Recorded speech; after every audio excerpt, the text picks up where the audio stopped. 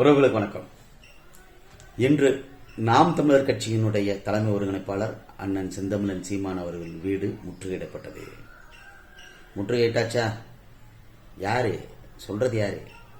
இந்த திராவிட தற்குறிகள் 70 ஆண்டு காலத்திற்கு மேலாக இந்த மண்ணில் தமிழர்களை ஏய்த்து பிழைத்த இந்த கருங்காலி கூட்டம், இந்த கயவர் கூட்டம், தமிழர்களை காட்டுமிராண்டிகள், தமிழ் மொழி காட்டுமிராண்டி மொழி, அந்த சனியனை விட்டு தொலை என்ற இந்த கூட்டம் தான் இன்னைக்கு அண்ணன் செந்தமிழன் சீமான் அவர்களுடைய வீடை நாங்கள் முற்றுகையிடுறோம். நீ நடக்க முடியுமா? வர முடியுமா? வந்து பாரு, நின்று பாரு. அன்னைக்கு உன்னால தாக்கு பிடிக்க முடியாது. நீ நல்ல ஆம்பளை, கட்சி அலுவலகத்தை போய் நீ முற்றுகையிடணும். அது உனக்கு துப்பு இல்லை. வீடை முற்றுகையிடும் பொழுதுன்னு சொல்லும் பொழுதே நீ எப்படிப்பட்ட மனநிலம் படைத்தவன்? ஒரு ஆகாவளி கோட்பாடை கையில் எடுத்த ஒரு தருதலைங்கிறது புரியுது. இன்னைக்கு என்ன செய்ய முடிஞ்சு? உன்னால 2 கிலோமீட்டருக்கு அங்கிட்டே தப்பி தவறி நின்று காவல்துறை பூரா காவலுக்கு வச்சு அப்படியே கோஷம் போட்டு நழுவி ஓடுற பூரா யாருன்னு பார்த்துட்டீங்கன்னா ஆதிப்புலி, வந்தபுலி, கொட்டாப்புலி. நாங்கள்லாம் இங்கே ஆதி திராவிடன். இவன் இயக்கத்தில் பூரா பாருங்க. நாகை திருவள்ளுவன், அப்புறம் மே 17 ஒரு சூரப்புலி ஒருத்தர் திருமுருகன் காந்தி, அப்புறம் அதை தொடர்ந்து சுப வீரபாண்டியன், திராவிட தமிழர் தந்தை அப்பா. அவர் கொள்கையெல்லாம் பார்த்தீங்கன்னா தாங்க முடியாது.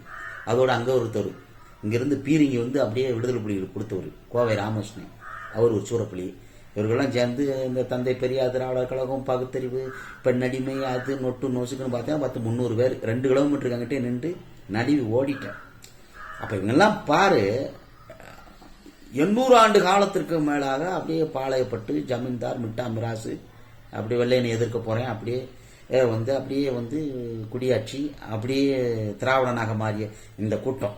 ஏன்னா ஏமாத்தணும்ல. இப்ப நான் தெலுங்கே அப்படின்ட்டு தமிழர்கள்ட்ட ஓட்டு கேட்க முடியாது. அப்ப நீயும் நானும் ஒண்ணுன்னு அப்படியே உன்ட்ட புழுகணும். நான் அப்ப அதுக்கு என்னன்னா நம்மளாம் திராவிடர்கள் அப்படின்ட்டு அப்படியே பேசுவேன். இப்ப நம்ம பேசுற தமிழை விட அவன் பேசுற தமிழ் நம்மளே பேச முடியாது. ஒரு பதாகை இருக்கும்.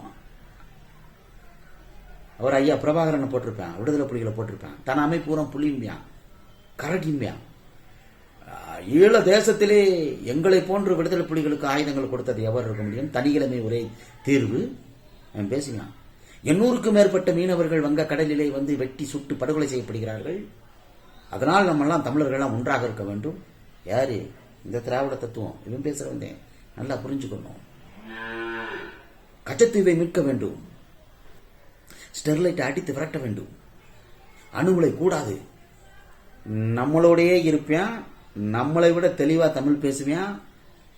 ஆனா நம்ம எதுக்கிற போராட்டங்கள்ல அப்படியே கூட நிற்பான். அந்த புற்று உடல்ல அரிக்கும் மத்தியில துரு அரிக்கிற மாதிரி. இரும்புல உள்ள துரு வேற இடத்துல இருந்து வராது, அது அங்கேயே தான் உருவாகும். அது போல இவன் பூரா துரு. இந்த துருக்கள் தான் அப்படியே தமிழர் நிலத்தை கரைச்சி கரைச்சி கரைச்சி கரைச்சி ஒண்ணும் இல்லாம இவன் பேசுற பகுத்தறிவு என்ன, சுயமரியாதை என்ன, கோட்பாடு என்ன?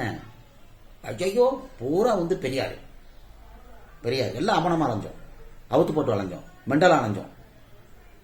பூரா பெரியாரோட கோட்பாடு தான் இவர்களை பூரா ஒழுங்குபடுத்துச்சு. பெரியார் மட்டும்தான், வேற எந்த மயிராண்டிக்கும் எந்த வேலையும் இல்லை. திருவள்ளுவன் முட்டாப்பைய, கம்பன் முட்டாப்பைய, கிருக்கன், வேற நற்றினை நல்ல குறுந்துக 500 பதிற்றுப்பட்டு பரிபாடல் பூரா ஆரிய அடிமை, கொத்தடிமை. அதுல ஒண்ணும் கிடையாது. அதை தூக்கி அங்கிட்டு வீசு. அது காட்டுமிராண்டி மொழி. எவ்வளவு பக்கமா ஒரு இனத்தை அழிக்கிறதுக்கு எவ்வளவு தெளிவா உன் மொழி சனின்னு சொன்னான்னா அது எவ்வளவு பெரிய காட்டுமிராண்டி கூட்டங்கிறது இன்னும் நம்ம தானே பார்க்கணும். ஐயோ சீமான் ஆபாசமா பேசிட்டாரு, ஐயோ அது போல முடியுமா? விடக்கூடாது, நாங்க வெட்டுவோம் குத்துவோம். ஏ அப்பா, ராமசாமி நாயக்கருடைய கோட்பாடே ஆபாசமான கோட்பாடு தானே. அது ஆபாசமா தானே பேசணும். கருப்ப பைய அறுத்து அறி, தாலிய அறுத்து வீசு. பேசுனது யாரு? அப்படியே பவ்யமா அப்படியே சாதி ஒழிப்பு பேசுறது, அப்படியே பவ்யமா கடவுள் மறுப்பு பேசுறது, அப்படியே வரலாற்றிலிருந்து கடவுள் மறுப்பு பேசி இந்த மக்களை அப்படியே வெளியில கொண்டு போய் அவனுடைய வரலாறு அழிக்கிறது. ஏன்னா கோயில்ல 3000 ஆண்டுகளுக்கு முன்பான வரலாறுகள் அங்க இருக்கு. அப்படியே பகுத்தறிவு பேசுறது, அப்படியே பெண்ணடிமைத்தனம் பேசுறது, ஆணுக்கு பெண் சமம் அப்படியே பேசி எல்லா ஐயோக்கியத்தனமும் பண்றது. இதையெல்லாம் தமிழர்களுக்கான அரசு, இன்றைய தலைமுறை தமிழர்களுக்கான ஒரு அரசு வேண்டும் என்பதற்காக நீண்ட நெடிய திராவிட ஆகாவளி கோட்பாடு நமக்கு தேவையில்லைன்னு தமிழர்கள் தனக்கான அதிகாரத்தை, ஆட்சியை நிறுவ வேண்டும் என்று கோலேச்சம் பொழுது மட்டும் அப்படியே குதிக்கிறான். பூரா இன்னைக்கு குதிக்கிறவன் தகுறவன் பூரா சொல்றத பாரு. ஐயோ பெரியார், ஐயோ பெரியார், நம்மளாம் திராவிடம் இருக்கான். அவெல்லாம் அடையாளம் பாருங்க, சரியா பாரு. ஒரு தமிழர் இருக்க மாட்டான், ஒரு தமிழர் இருக்க மாட்டான். ஆனா தமிழ் பேசுவான், வீட்டில் கன்னடம் பேசுவான், தெலுங்கு பேசுவான், பூரா அந்த வடுக்கு கூட்டம். இன்னைக்கு அலறி நிற்கிறான், ஒட்டச்சிருவங்கிறான், மிதிச்சிருவங்கிறான். அப்ப என்ன, அப்படியே நக்கி திண்டு ஒத்தி திண்டு கோழியும் விடாதுங்கிறான். அது மாதிரி அதிகாரத்தில் இருந்தவன் தமிழ் தமிழ் தமிழ் தமிழ் தமிழ்னு பேசி பேசி பேசி அப்படியே பார்த்தேன்னா அந்த தேர்தல் நேரத்தில் அந்த முடிவெடுக்கிற இடத்துல போய் அப்படியே போய் நிற்பான் பாரு. ஐயா கருணாநிதிட்ட போய் நிற்பான், ஐயா ஸ்டாலின் நிற்பான். அந்த முடிவெடுக்கிற இடத்துல தமிழர்களை நகர விடக்கூடாதுங்கிறதுல ரொம்ப சரியா காய் நகர்த்துவான். நல்லா புரிஞ்சுக்கணும், ரொம்ப சரியா காய் நகர்த்துவான். அப்படியே தலித்தியம் பேசுவான், தமிழ் சாதிகள் முட்டி சாகட்டும், அம்பேத்கரை கொண்டு வருவான். அப்படியே வந்து தமிழர்களை ஏமாத்துறதுக்கு தமிழ் தேசியம் பேசுவான், தமிழ் தேசியம் பேசுவான். அப்படியே சாதி ஒழிப்பு பேசுவான். இந்த குடி அடையாளம் மறையட்டும் அப்படிங்கிறதுக்காக அப்படியே மேலே ஏறி உட்காருவான். மே 17 அந்த இந்திய உளவுத்துறையோட கூலிப்படை அந்த காட்டி கொடுத்தவன் அவர் எழுதியிருக்காரு. ஐயா ஆசிரியர் உமர் அவர்கள் 2011 2014 ஈழ தேசத்தை காட்டி கொடுத்த இந்திய உளவாளி யாரு? இந்த திருமுருகன் காந்தி. அந்த சின்ன மேடம் அந்த காட்டி கொடுத்தவனை பத்தி அவருடைய மே 17 இயக்கத்தில் இருந்தவரை சொல்லியிருக்காரு. அந்த காட்டி கொடுத்தவன் நீ வந்து சீமானை வந்து காட்டி கொடுத்தவன் நீ சொல்றியா? வெக்கமல்ல, துப்புல்ல, எவ்வளவு பவியமா அரசியல் பண்றா பாரு. இன்னைக்கு இது அவர் திருமுருகன் காந்தி சொல்றாரு, ஐயோ நாம் தமிழர் கட்சி கிளை பொறுப்பாளர்கள், நகர பொறுப்பாளர்கள், ஒன்றிய பொறுப்பாளர்கள், மாவட்ட பொறுப்பாளர்கள், மாநில பொறுப்பாளர்கள் அத்தனை பேர் வாருங்கள், நாங்கள் இருக்கிறோம். சீமானை நம்பி ஏமாற வேண்டாம், வாருங்கள், நாங்கள் இருக்கிறோம். பதறியான், துட்டிக்கிறியான். என்ன காரணம்? சோழனா பையிலையும் 4 சுவர்களிலும் அரங்கேற்றப்பட்ட இந்த தமிழ் தேசிய அரசியல் எத்தனையோ பேர் வந்தாங்க, ஆனா இங்க கோலச்ச முடியல. ஆனா நாம் தமிழர் கட்சி 38 லட்சம் ஓட்டுகளை வாங்கி அடுத்த தேர்தலில் அரியானியை புட்டுங்க வேண்டிய கால சூழல்ல இன்னைக்கு அலறியான். பெரியார் மட்டும் இல்லை என்றால், பெரியார் மட்டும் இல்லை என்றால், பெரியார் மட்டும்தான் கொதிக்க என்னடா காரணம்? பெரியாரை புறக்கணிக்க வேண்டுமா, பெரியாரை ஏற்றுக்கொள்ள வேண்டுமா என்பதை நாங்கள் முடிவெடுக்கணும். நீ என்ன முடிவெடுக்கிற? ராமசாமி நாய்க்கர் வேண்டுமா வேணாமா? அவரை புதுப்பிக்க வேண்டிய கால சூழல் இங்கே எதற்கு தேவை இருக்கிறது?